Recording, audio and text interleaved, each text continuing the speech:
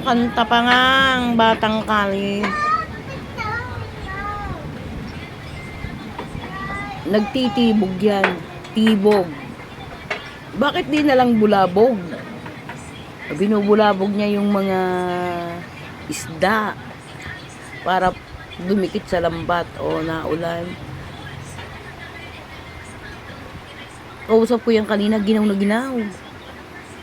Sabi ko, pasensya na, hindi ko bahay ito. Nagpapatila lang ako ng ulan sa lugar na to. Ngayon, parang ramdam ko yung lamig. Ano niya, nakiusap ako sa may-ari ng bahay na kung pwede painumin ng kape. Ako bibili ng kape. Tubig lang ba?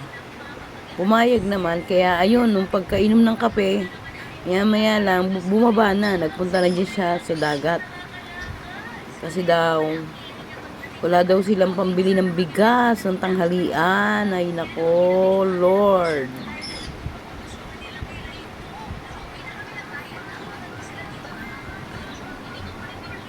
Dito. Ang lakas ng ulan, no?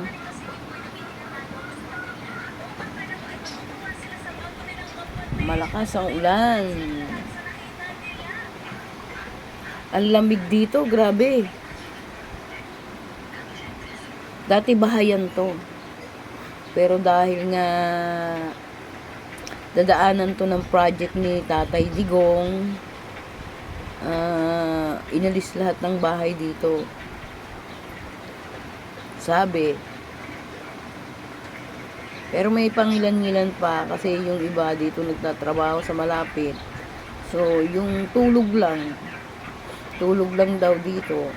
Pag yun talagang gagawin na, ay sisialisan na sila talaga. Oh, kita nyo, ang lamig niyan. Ang lamig.